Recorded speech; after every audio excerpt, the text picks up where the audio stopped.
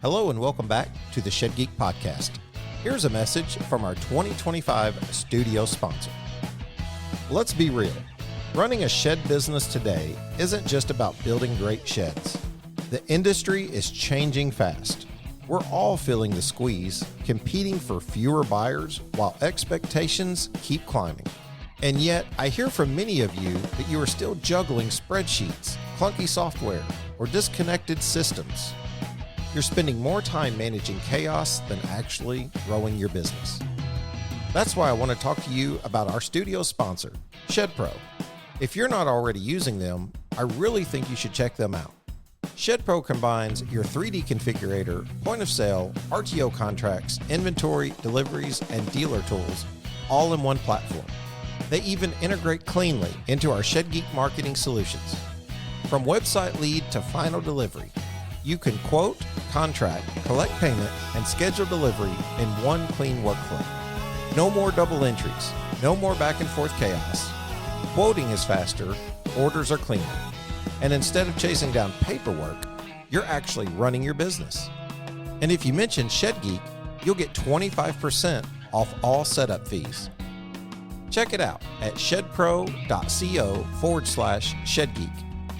Thank you, ShedPro, for being our studio sponsor, and honestly, for building something that helps the industry. Okay, welcome back to another episode of the Shed Geek Podcast here in Metropolis, Illinois. Cord, I've never showed you these buttons, but if you turn the volume up on this, you'd have to have your headphones on. Oh, right. But there's all kinds of like claps and nice. Audience participation, boos. I'll do that whenever I introduce you. Yeah, absolutely. I'll do a boo.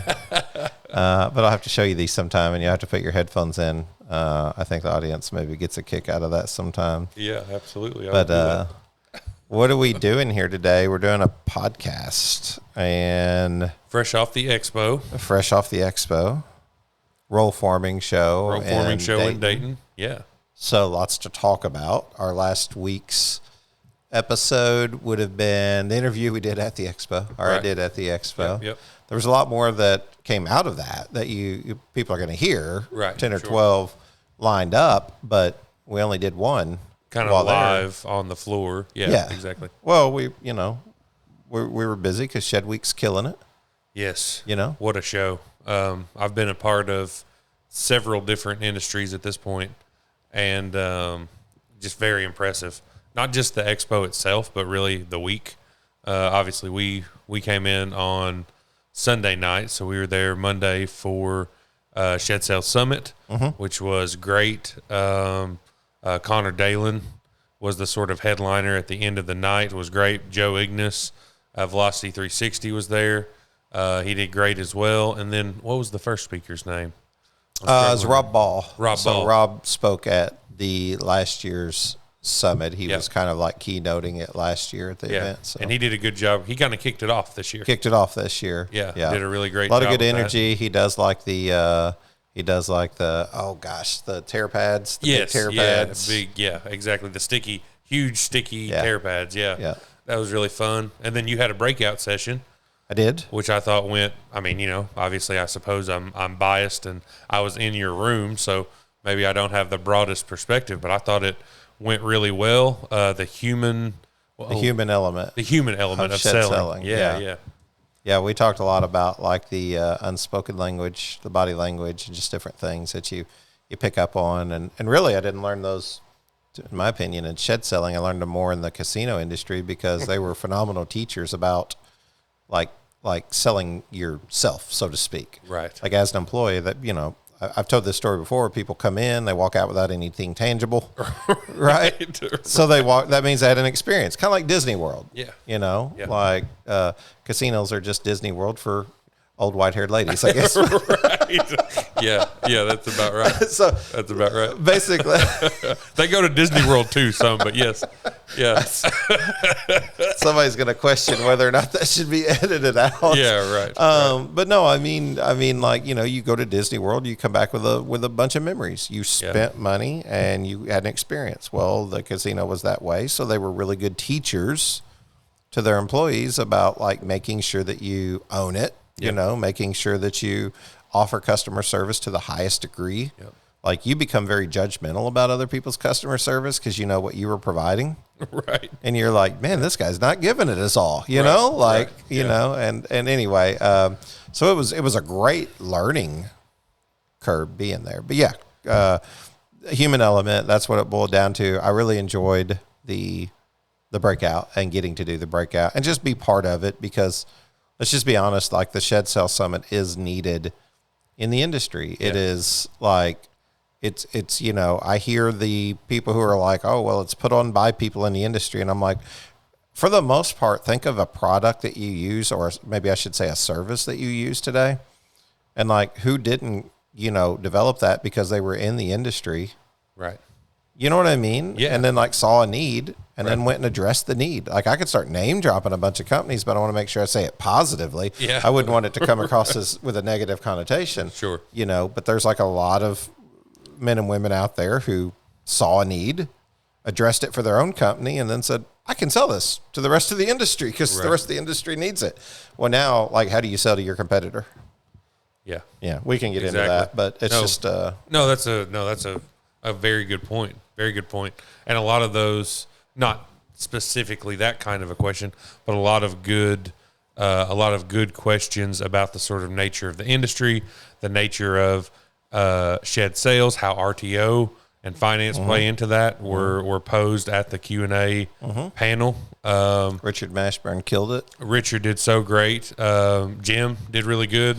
Jim Coolman did a really great job. It was suggested that if the five of us started a business, that Jim should be the CEO. Yeah.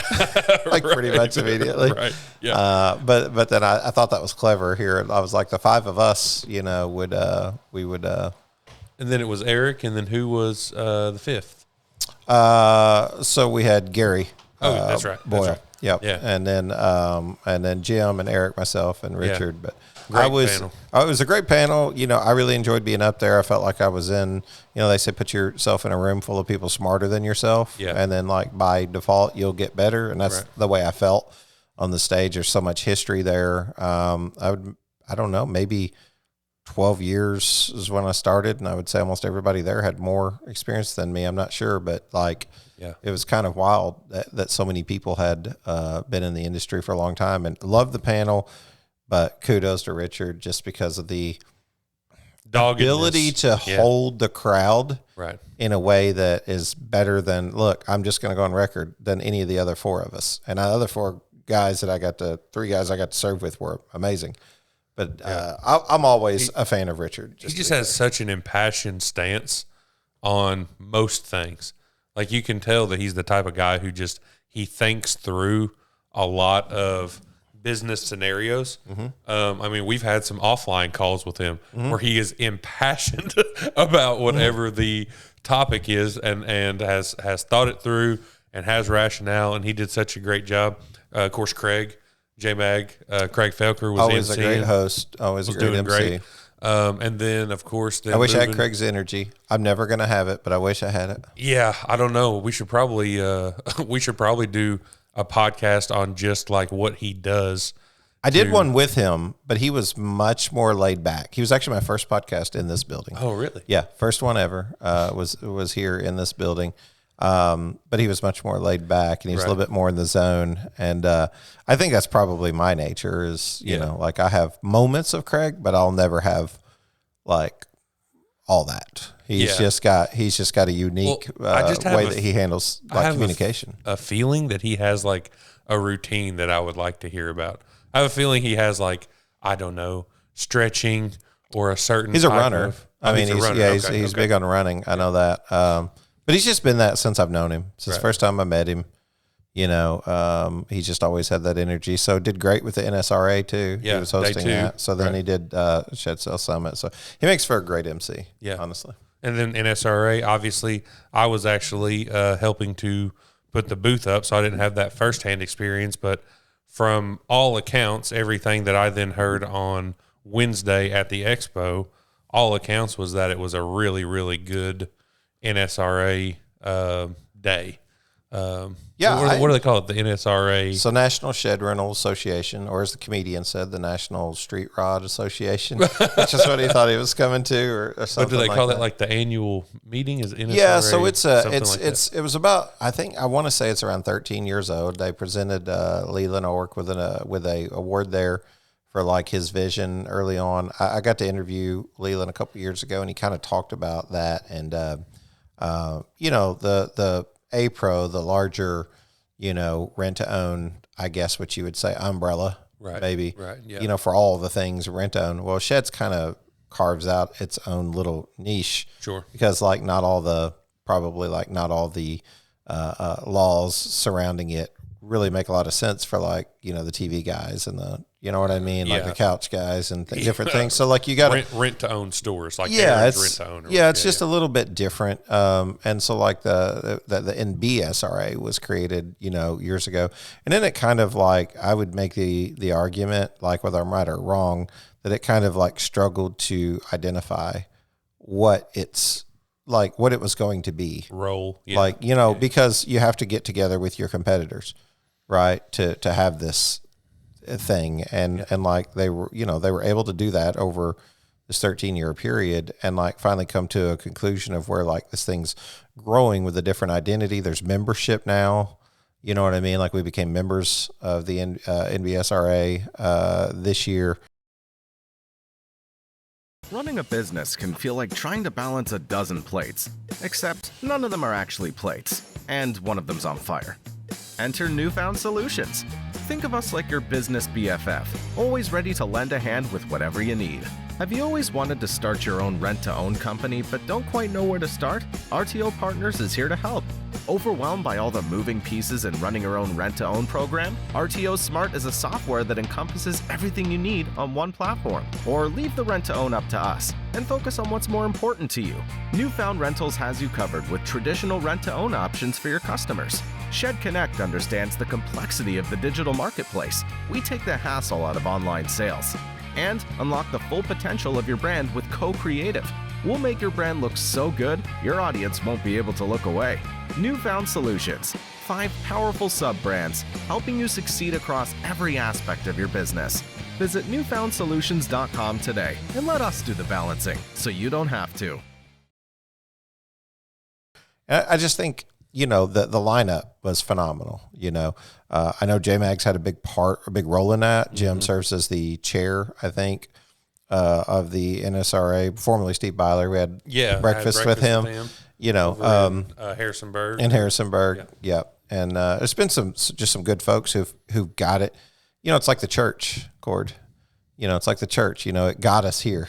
Right. You know what I mean? Right. Amazing Grace got us here. You know what I mean? When we hear Amazing Grace, you got to remember it was a new song at one point. Yeah. And the people probably didn't like it either. Right. So it got us here. Right. You know what I mean? So for those who don't like the new music in church, just throwing that out there. Love Victory in Jesus. My favorite hymn. Oh, good one. I just don't love it every Sunday. I love it. I just don't love it every Sunday. Yeah. But we get off of that. I'm a big hymns guy. I know you are. I could sing it every Because you sing Sunday. in the choir. Yeah. I've got choir practice tonight, actually, so I'm looking forward. Anyway. It's just one of those things where, I feel like they did great. So if we're speaking specifically to the NSRA, already gave a shout out, to Kyle and the different guys there. I thought the lineup and I thought the event itself was amazing. I even like the comedian. I know some people said too much, too far. Yeah, I don't think so. Yeah. I didn't. I mean, we're gonna get in trouble if I keep going. So I'm gonna start talking about how being offended is a choice. Well, you know what I mean? I gotta stop. I gotta stop. And comedians are comedians, but that does bring us to day 3 of Shed Week, the expo itself. And this was my first expo. I just got into the industry last November, so I was not in the industry during last year's expo. From my perspective, the energy that walks into that expo at whatever it is, 10:30 after the morning breakout sessions, right? The energy that comes into that expo hall is just more electric. I guess everyone's very reserved and everything. It's not like people are hooping and hollering, hanging from chandeliers, right, coming into the. But the willingness and the wanting to truly connect. I mean, you can watch people go around to the booths and have genuine conversations with each of as they're going, right? And that's just so, I come from, franchise and automotive and agriculture. We actually went and had a booth out at the big Louisville farm show one year, right? And while those are big and impressive and everything like that, you have a lot of people who just kind of head down, walk, or they come over and they scoop, half of the giveaway things on your table into a bag or, things of that nature.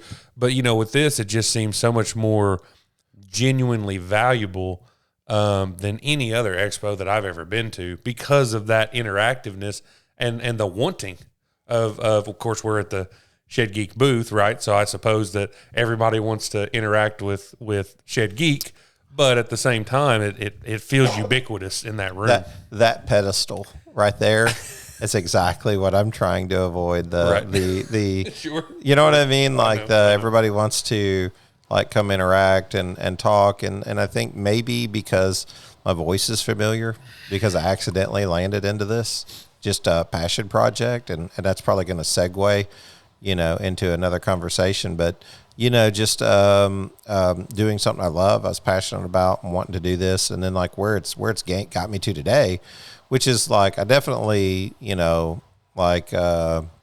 was embarrassed to win the award, like at the summit because, for me, Shed of honor. Yeah. Well, it's for me, it's embarrassing. I know you don't even want me to say that, but it's a good thing and it's well deserved. Deserved. And I appreciate that. And I appreciate everybody who nominated. So I don't want to take away from anybody who did.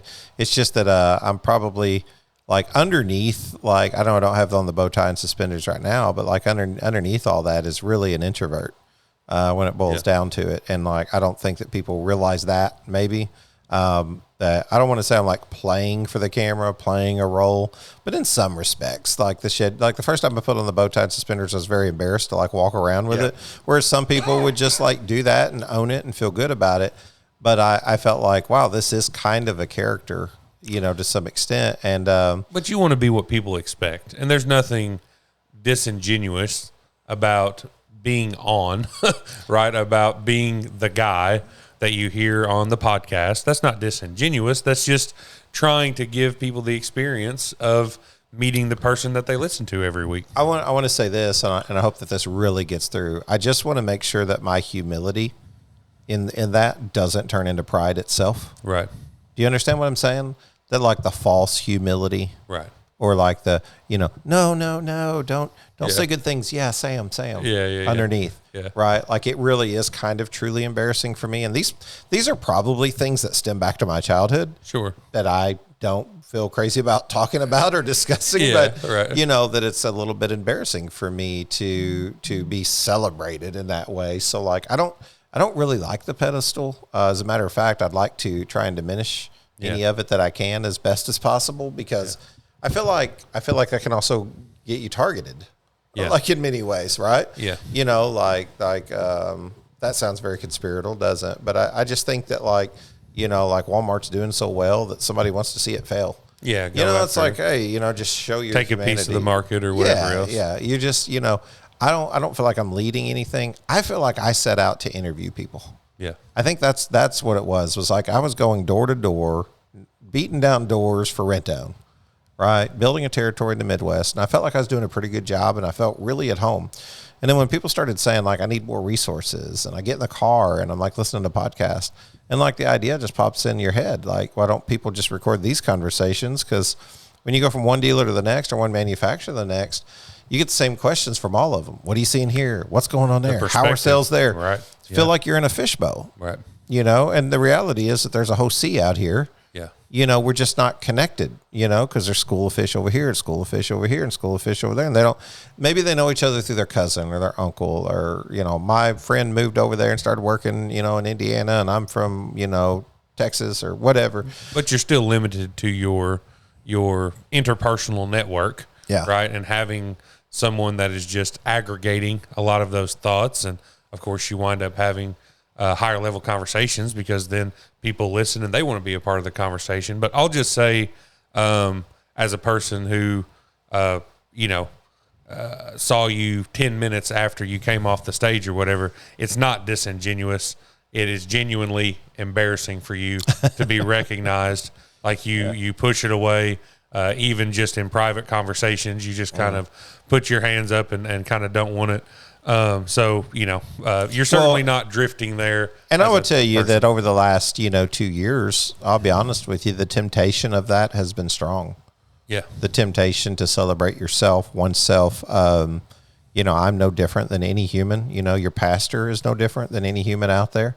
My pastor always says, no one's above sin, no one's above temptation, except for Jesus. I mean, like Jesus was tempted and he was able to overcome because, Jesus is God, right? Like he's able to, hold fast. But for me, like the temptation of being celebrated, it has played its role, but I always see the people on my show as the hero. I got a big day tomorrow. I have a fully finished 18 by 40 cabin that's going to require 2 to 3 meals to get it delivered.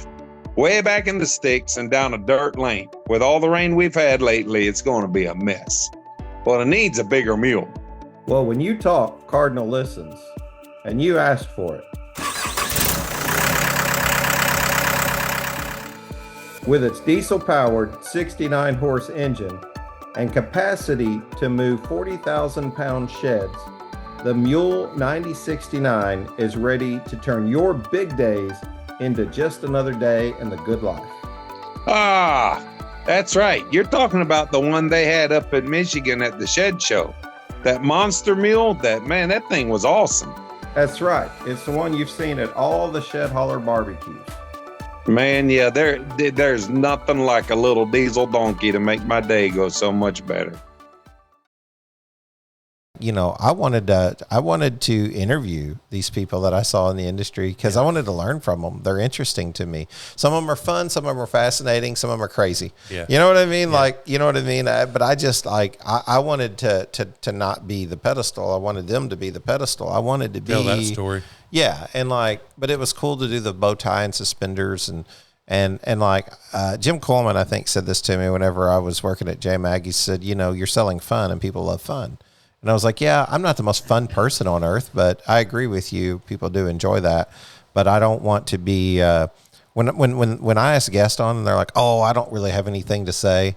I actually understand that level of humility because I'm like, no, I get it. Trust me. I get it. Nothing that interesting going on, but really all the details are interesting. I mean, we talked to, dozens, if not a couple hundred, probably people in the booth, and individually, I think most of those people, of course, we know this is a very humble, an industry that is full of genuine humility.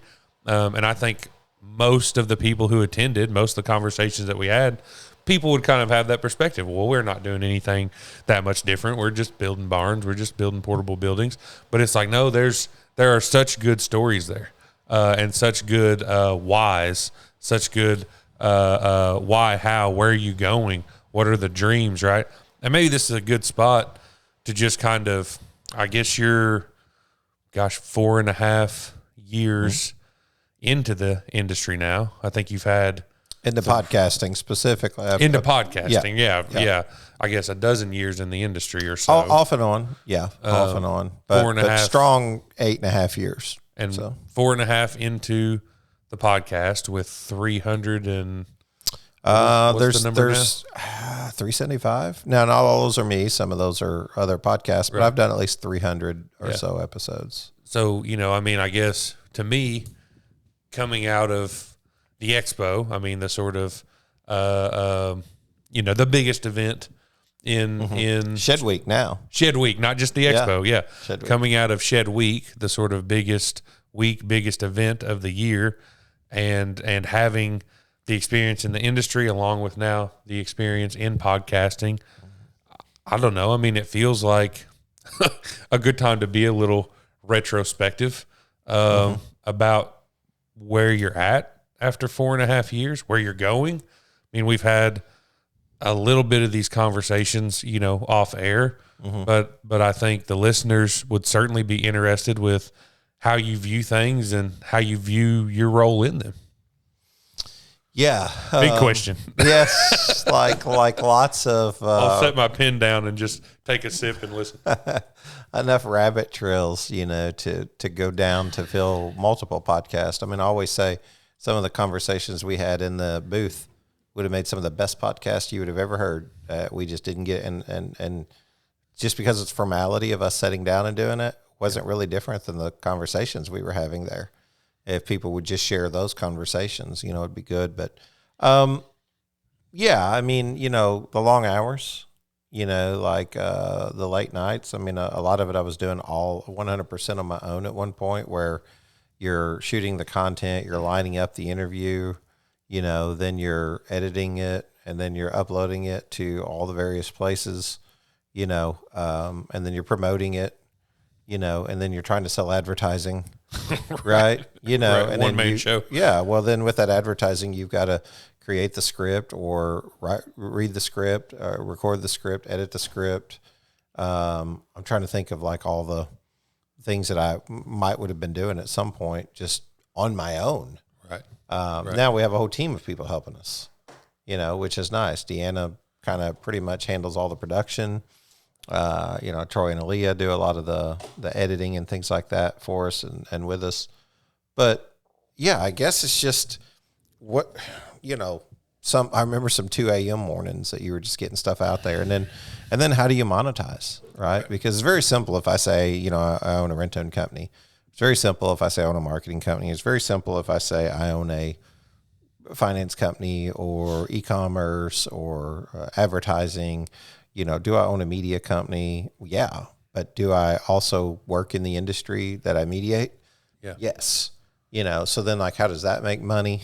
Right. So thinking through the nuance of all that, knowing that it's a small industry and it's very interconnected and that it also has its speed bumps.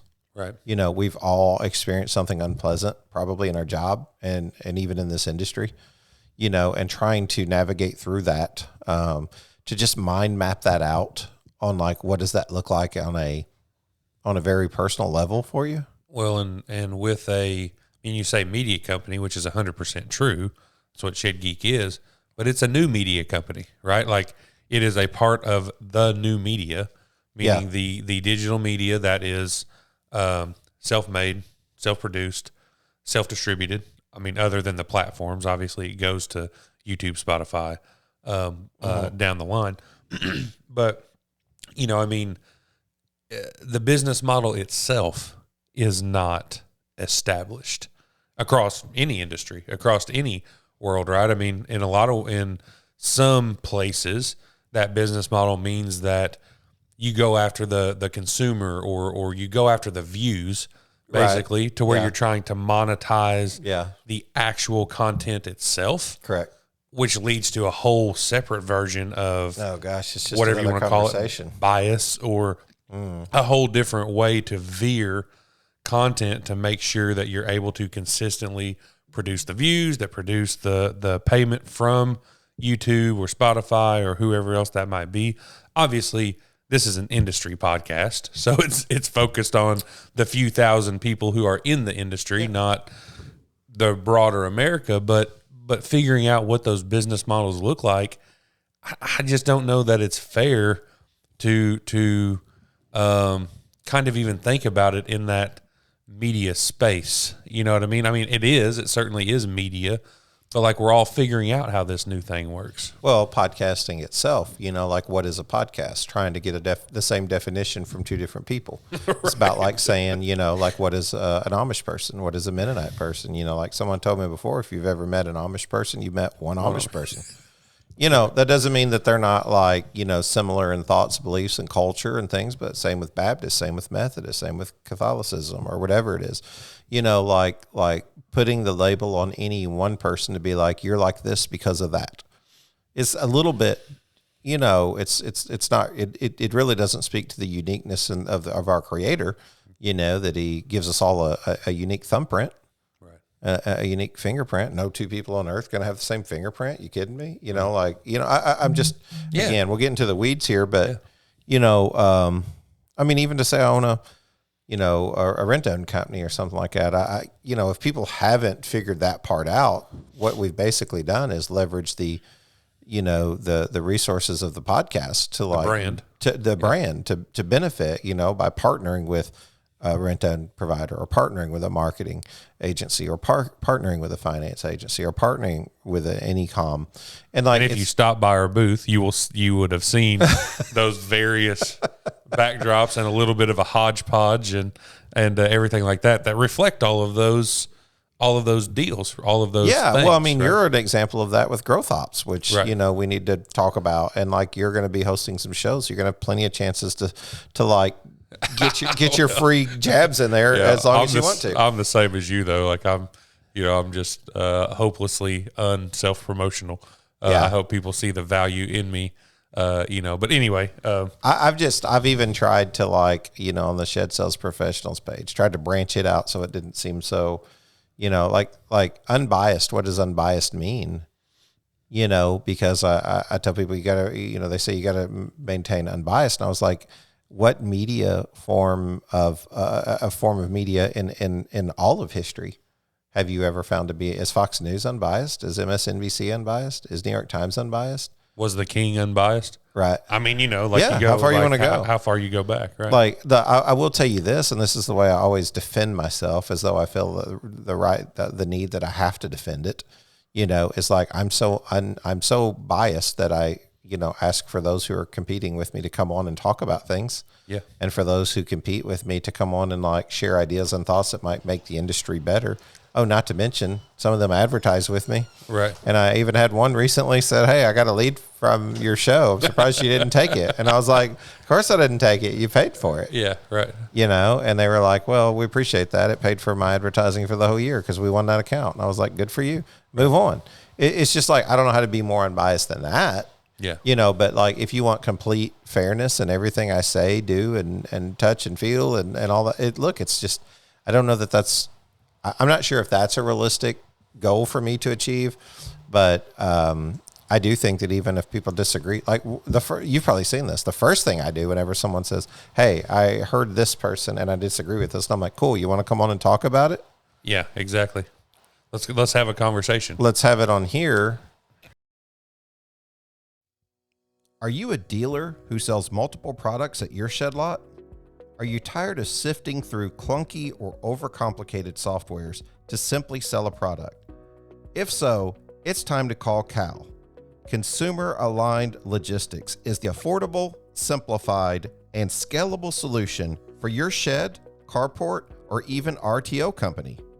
We are partnered with Idea Room and Shed Pro for configurators and have multiple RTO partners to choose from JMag to Heartland to Shed Geek Rentals and Scott's RTO. And if your partner isn't listed here, just ask. We are happy to add more. Give us a call at 425-359-3279 or visit calcanhelp.com. That's CALCANHELP.com. You're kind of interviewing me at this point because... Well, I wasn't meaning to. Because that's okay. You're fitting into the role well, you know, because people are going to see more of you in the future and learn what Growth Ops is and learn why I'm choosing there again to work with you. Again, I don't own a rent-own company. I don't spend all day taking care of contracts, right? Like, I don't spend all day taking care of customers, even though I get the occasional customer call. More than occasional sometimes. But I don't spend, days building websites. I don't spend days doing ads. I don't spend days doing finance contracts or whatever. Like, I podcast and I'm a connector. I'm a hinge point, right, is what you like to say, is a connector. And I think it took, that's why you're going to be more present, for one. And part of that is wanting to use Shed Geek to promote the services that your company offers, Growth Ops. So whether you feel embarrassed by it or not, give me 2 minutes on Growth Ops. Yeah. So thank you for that intro. So Growth Ops is a company that I started with Shalisha Wood. So we worked together in our days in franchising at HHO Carbon Clean Systems. She was the chief operations officer, the COO. I was marketing director over there. And since we worked together, we've stayed in touch, been really good friends, loved working together, and always said we really should find a way to work together again. And so we kind of identified, and I think this is true in the shed industry, which is why obviously I want to take this offering into sheds as well. But we identified in really a lot of blue collar service industries, whether that be concrete or exterior cleaning or fence building, or a lot of these very hands-on, work hard type of industries. You can hustle your way into success, right? You can be a person who is willing to get up earlier, work harder, go to bed later, and you can get yourself to a point of success that has kind of a ceiling on it, right? That has, you're limited by, if we relate this directly to sheds, you're limited by whatever the production of, you yourself plus your two sons plus one hired hand plus the one shop that you have is. You're limited on how much you can produce, and you can hustle your way up to where you're producing the maximum amount that can possibly come out of that kind of where I am in some respects. Yeah, right. Yeah. Kind of where I am. Yeah. You can work 14, 16 hours a day. Right. But after a while, like, that'll take its toll on you, which it has after 4.5 years. But go ahead. Yeah. No, you're exactly right. So many really founder-led is probably the buzzwordy way to say this, but founder-led businesses get to this point because in a lot of ways the founder themselves are bullheaded, right? Will not take no for an answer. You call me bullheaded? Will not. I mean, you and Deanna can have that discussion more so. but are people who did not make good employees, right? Because they definitely have not been the best employee because they knew that things can be done better. So even they go if not done better, it's just the lack of suppressing your creativity. I think a lot of times, I'm a big ideas guy, but a poor implementer, right? So that's a perfect example of you want something to work. Here's the idea. Now we've got to figure out how to make it work. Yeah. A podcast ought to serve as a decent example. Is the first one in the shed industry, and even against all of this will never works. It's got to figure out how to make it work. That's right. And you got to be creative. You have to be determined. You have to have some level of bullheadedness or, that kind of attitude about you. Some of the most famous entrepreneurs I know have been fired 8 times. I think Walt Disney was fired 8 times, went through 2 mental breakdowns. Right. But everybody's well, it created a picture of a mouse, and next thing you know, we got Disney World. Disney World getting some shout outs on the podcast. It is. Yeah. Second Disney World. Call us Disney World. Call us Disney. But anyway, so we identified that as just a market dynamic that is out there as part of the this sort of new economy, post-COVID economy, whatever you want to call it. And so we identified that a lot of those businesses have gotten to whatever that point is. If you're pouring concrete, my son actually works in concrete. So if you're pouring concrete and it's you and 2 guys, maybe you are, putting in some drainage for people. You're doing that, and you and your one crew can hustle really hard. That's probably like a 1.2, 1.5 million a year ceiling on how that's operating. Now in sheds, a guy with some determined help and a good shop, maybe that ceiling is 4 million, 4.5 million, 5 million, 6 million, right? We've seen some of these stories ourselves. Mm-hmm. But the real point is what we want to offer is fractional executive and C-suite services.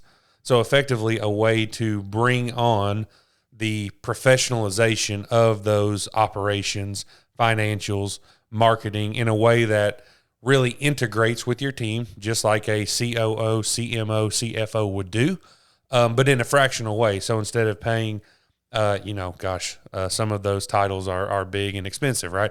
Instead of paying 150, 200, 225 for some of those really big expertise sets for 40 hours a week, 9 to 5, clocking in, clocking out, we're offering those in a fractional way that allows you to say, hey, look, I need the 10,000 foot view on my operations. I need the 10,000 foot view on my financials.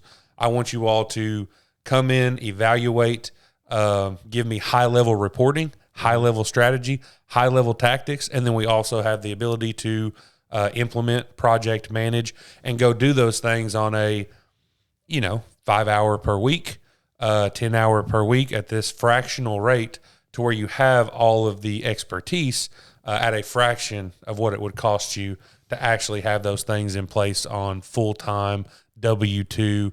Also, you're skipping all of the employment taxes, right? This is a service, a 1099 service.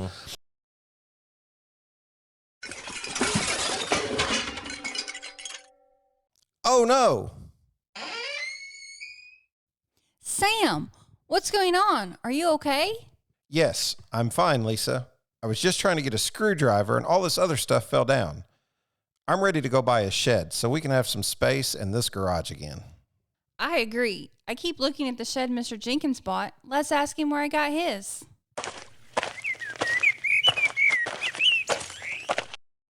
Howdy, neighbor. We're wondering, how do you like your shed? I love it. It's exactly what I needed, and I couldn't have asked for a better service. And where did you get it? I can't remember, but let me check. Something this nice will probably have the builder's name on it somewhere. No, I'm sorry. I can't find a name anywhere.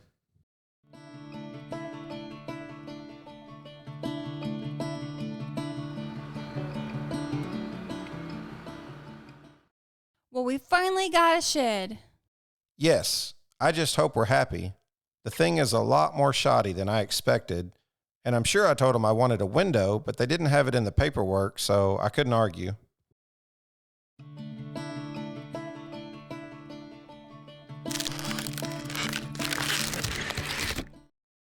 Boy, is this a lousy shed. We haven't even had it 2 years, have we? Barely. It was just a bad deal all the way around. Mr. Jenkins told me the other day that he likes his shed so much he wants to get a second one, but he still can't remember where he got it. Your product is your best advertising. At Identigrow, we provide nameplates that ensure your quality products are never forgotten. Identify your products, grow your business. For more information, visit identigrow.com. So it really saves in multiple ways from that sort of operations financial perspective for the customer. So that's what we're doing. And I was happy we were able to have some of those conversations at the Expo. And I think that it is every person that I talk to, and I know people are nice to you whenever you start something and you're doing something. But every person I talk to seemed to genuinely, after I explained, that's exactly what they said. Gosh, needed. That is needed. Yeah. Right. It's just identifying that. And really, I would even go far enough to say that like you kind of have a particular market that works really good for, right? Like a 300 dealer network, they've probably already got all of the, C-suite services that you could possibly, offer. What about for companies that don't have employee handbooks, standard operating procedures, ways to handle things, understanding the CPA, understanding like how they, this fits really well into HR and onboarding. Yeah. Right. Like, all these things that sort of like, as you grow, right. Like mature companies wind up having them. Yeah. But it's hard to transition. Most, and not only that, there's the interesting side of like the culture aspect of like what we do, because I think Jonathan Orwick said a couple years ago, like it's time to do the right thing and just put people on a W-2 because we've 1099 so long in this industry. And I'm not saying that that's the right way or wrong. I'm not saying I agree with Jonathan or disagree. Right. I'm saying that like, that was a point that he made, and like we need to get him back on the show because he always, has a good listener count. People respect what he has to say, as I do as well. But, it's one of those things where it's like you can kind of identify the size of the companies that kind of need those services. And like that fits into what I'm looking at doing anyway, which is why I'm kind of stepping away. It's why you're going to see less of me on social media. Well, maybe right? It's why you're going to see less of me even on the podcast, is because, It's time to not just focus on revenue streams that are even outside the industry. Like this thing started for me as a labor of love. Like I bought like $5,000 worth of equipment because I just enjoy the people in this industry and just like did it for free. Like it wasn't until I think it might've been Jeff. I think I give him credit. Jeff Huxman at Shed Hub was the first one to be like, hey, could we advertise with you? And I was like, sure can. What's that worth? You tell me. Yeah, right. You know what I mean? But I was like, can you give me money? Yeah. Why not? Right. But it was just like, I got to figure this out. Right. Because like, and then what happens is, like any good passion that you turn into work, you do, like, I'm just being vulnerable here with the audience, like you do not only lose your passion for it, but you begin to work for the business, right, as opposed to just doing what you enjoy. And I'm trying to get back into the Zen moment where the last 2 years in particular, I feel like have kind of taken me off. I mean, we don't own a marketing company. We don't own a rent-own company. You know what I mean? I don't, and I really don't have interest in it, to be honest with you. I have most interest in podcasting. Right. But it's like, well, if you love that so much, why are you stepping away? It's like, well, that's exactly the point. I want to get right with like my vision and I want to get in touch with like what I'm supposed to do. And all that's probably means a lot of different things from, spending some time in the wilderness or the desert a little bit, right. To kind of understand that, reaching out to people that mean a lot to me. I think I told you, and this doesn't mean anything to anyone in the industry, but for the first time in 20 years, I stepped onto a baseball field in my hometown. Right. I hadn't been there. And people probably thought I was crazy because I went down there and I'm swinging at a ball with no bat, right? Standing at home plate. Yeah. And then I'm crouched down at shortstop, just in the edge of the grass where it meets the dirt. And I'm like pretending like I'm fielding ground balls like I did. This baseball was such a passion for me when I was a kid. It was like some of my best memories, was playing on the baseball field with my friends. And you need to be grounded in those things. I mean, does it look a little goofy if you're driving by on the road? Probably so. But, I mean, I don't have that same specific to baseball passion. But, I mean, in the same way, I probably look goofy trekking out across my farm in khakis and a button-up shirt, whenever I'm grounding myself, with my own memories. But I think that brings us to something, and this may be something that you can just expound on here for a bit. But I think what you're saying, and we've had these conversations a little bit offline, but it's separating Shannon Latham from the Shed Geek, right, and what those two things mean to you, and how Shannon Latham can and needs to or will continue to work in the background, but the Shed Geek maybe needs to, either be shared or stay on the shelf for a while, or you tell me what you think. Well, it's a hard thing, because like I'm the logo, right? Like that's what, it was on purpose when me and Kyle got started, that we were the logo, me and him. And then, when I became solo and became the only logo avatar, it kind of became synonymous with me. And the reality is, like, I want none of the like accolades and all. It's cool, but man, I found myself over the last 2 years, Cord, like wanting that and desiring that, and I feel like I've gotten off track. To be honest with you. So I want to separate those two. And I think a lot of that comes back to, social media is an Achilles heel for me. I'm not the biggest fan of social media, but man, in a business, how is it not so relevant to be on social media? So I've been trying to figure out how to separate those things out. Well, I save a lot of my thoughts for the podcast as opposed to social media, but even the podcast has kind of become its own Achilles heel for me, in the sense that, like, how do I separate Shannon Latham from Shed Geek? Because it's kind of like you create your own brand and then you create your company's brand. Right. And like the one thing I want is to share this with others, which is why you're coming on to help podcast. It's why we want to have others on. Who knows? Maybe help co-host, maybe host altogether. I don't know. Right. Shed Geeks. Shed right. Geeks. And I know that was the original idea, but the idea that there are lots of geeks in the industry. Like we said, we just had had conversations at the expo at Shed Week that were well qualified as geek conversations. Make better conversations than I would too. They'd make better hosts. They'd make better guests. They'd make better appearances. And like, I share that with, because there's going to be times where like maybe me and you just dialogue. Yeah. And then there's going to be times where I don't know, I've done some monologues. But more than anything is I want some other thoughts and opinions on here, because after 300 times of listening to me say the same things, like I've already found it interesting, like watching you handle people, and like you see things from a different perspective and you bring a different point of view and a different conversation. And honestly, the best thing that can happen to me is that people like you interviewing better. Right? Then you can just kick back. Because then I can be like, wait a minute, let's just keep him out there. You know what I mean? Instead of me trying to come in and mess it up. But maybe make an appearance every so often, or maybe be present, but not just always available. The biggest complaint I have right now from my wife, and like it's a fair complaint, is that I make myself too available. To the point where, my average phone time is 10 hours a day. Yeah. Because I'm talking to people, connecting with people, just building friendships with people. And sometimes that has nothing to do with sheds. Some of the folks in this industry call me about things that are personal. They're not even shed related. We just become that good of friends. Yeah. Hello, shed sellers. Let's take a moment to discuss the shed customer and meeting their expectations.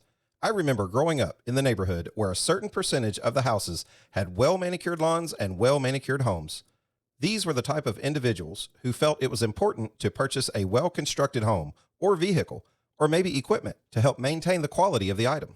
As shed manufacturers, we seek to provide a well-built quality shed. We want the customer to feel satisfied that their hard-earned money has been well spent on a product that will last. At LuxGuard, we believe adding high-quality rubber flooring to your line of sheds makes sense to the customer and adds value the customer can appreciate. With each year, sheds are becoming more complex. The customizations we are seeing are virtually endless. LuxGuard not only gives a complimentary aesthetic appearance for their shed, but also protects the floor from spills and keeps cleanup simple. Offer your customer the customer service they seek with LuxGuard. At LuxGuard, we are committed to delivering exceptional customer service and innovative products to help our customers achieve their goals. We strive to meet the evolving needs of the customers. To speak with one of our ready-to-serve customer product specialists, simply call 336-468-4311. To see our product and view an installation video, just visit our website at luxguard.com. LuxGuard, the floor that lasts a lifetime.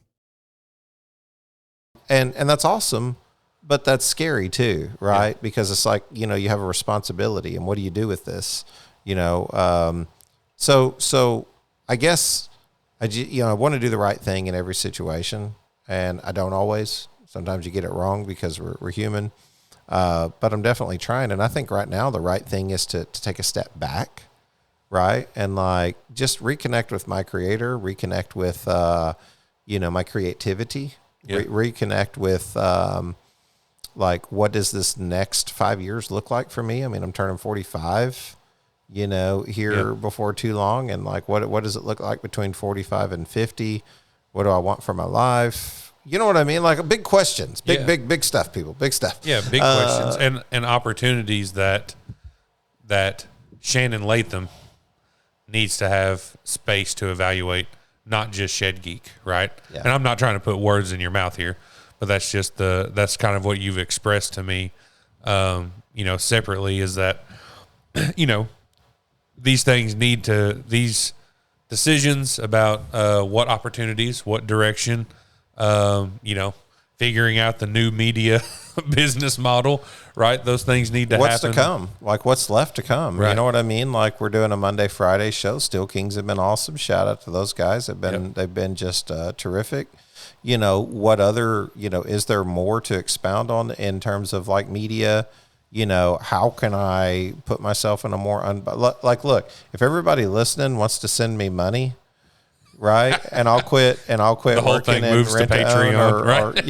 I'll quit working in rent to own or marketing or finance. That's fine. But guess what? There's mouths to feed. These people want to eat, and this building takes, it takes money to run that air conditioning. And you get what I'm saying. Yeah, like of course. this is the industry I know so much about because I poured myself into it. It's hard not to make, a living in it, but to do it unbiased. I've had some of the biggest names in this industry tell me, if you ever quit, just holler, Right. you got a job. And I'm like, wow, that's crazy. Because about 7 years ago, I couldn't buy a job with all the money in the world. I couldn't get anybody to believe in anything I was saying. Yeah. People I've knocked on the doors to wouldn't talk to me, have called me and asked for my advice. It's crazy, and guess what? Just the way as God can elevate you like that, you could fall off of that pedestal if you aren't careful. And I guess I'm just saying, I want to refocus myself. I want to refocus, what my passions are moving forward. There's so many other podcasts that are outside the industry that are even like lingering, and they have been for a year now. Yeah. Opportunities that are there that I just haven't either taken or sought or pursued or made happen or whatever. How much do those play into my personal convictions and what I want to do and who I want to be in my life? And so like, there's no stop here. It's going to keep going. I think it's time to expand it, but in a way that separates, to your point, Shannon Latham from Shed Geek. Yeah. Like Shed Geek doesn't have to just be me and my avatar and my logo. I think it can be you, and I think it can be others. And, And forges a business model that is not reliant on you putting in 16-hour days, right? Well, I never probably finished that thought, which is, for my wife, it's like, turn the phone off at 5 o'clock. Don't take 10 o'clock, 10 p.m. phone calls, spend time with your grandbaby when she's here. Yeah. Don't go in the other room because you need to be on a call because you need to handle something. And really for people to just understand that, like, that's these phone calls that I get for people asking my advice. That's why I know we got a few minutes left here, but that's why I want to turn it into consultation. Yeah. Because that's really what's been happening this whole time. So like if I consult you for use of a rent-own and I have an exclusive partner, well, I'll do that. If I have an opportunity to consult you for many rent-own companies, if marketing's the same way, like I don't want to do marketing. I'd rather consult. That way I can like have some accountability on if you're not happy with your website. So like if you're like, hey, I'd be curious your thoughts, or ensure the customer experience. Ensure the customer experience. Finance, same way. Right. E-com, growth ops, which is C-suite. Yep. You know what I mean? Like we can control that because like if that's not happening, then you can come to me and say, hey, we're not happy. And I can say, well, let's make you happy. Yeah. Right. Because I get these calls now all the time. I just like, for lack of a better way of saying this to the industry and sounding insensitive, I haven't monetized it. Right. Not that every commodity has to be monetized or every ideal or thought has to be monetized. What I'm saying is like that has been part of my value is that people call me and say, who should I use for this? Who should I use for that? I'm sorry, I'm scratching on camera because my back's itching. But that's the reality of like my world. And it's kind of like, thank you for one. Yeah. Thank you that you would, care enough about my opinion. But like, how do I coexist with you in this space to kind of be like, hey, now you're my client. And like, now I can take that pressure off of you. You know what I mean? If your Google ads aren't performing. Right. Right. Or if finance, if your contracts aren't coming through and it's like, well, I'm getting nothing approved, or rent-own customer had a bad experience and it's like, what happened? Well, the rent-own, employee talked sideways to somebody. Like I can control that experience from a different perspective. So Shed Geek consultation, that's what's on the way. Yeah. And ensuring that customer experience. You're right. It's what you do anyway. And I think it's perfectly reasonable to take some time to figure out that business model, right? Like we said, these are all new things, and it takes discovery, it takes reflection, it takes some peace and some quiet. You know what you don't have? And talking to God. Yeah, a lot of, yeah. You know what you don't have? You don't have a template in front of you in most cases. Like even a lot of people getting into rent-own or getting into sheds, you know what they do? They go to other shed shops and they say, how do you do this? How do you do this? Or can we look around your place? We just spoke to someone recently that spent went to 6 different shops in 2 days, a whirlwind trip. And and you know what I didn't have? I didn't have the opportunity to go to a shed podcaster and be like, hey, how did you do it? Right. How did it go? And what should I do in this situation and that situation? And if you're not careful, you'll never have so much help in all your life until you start something. Yeah.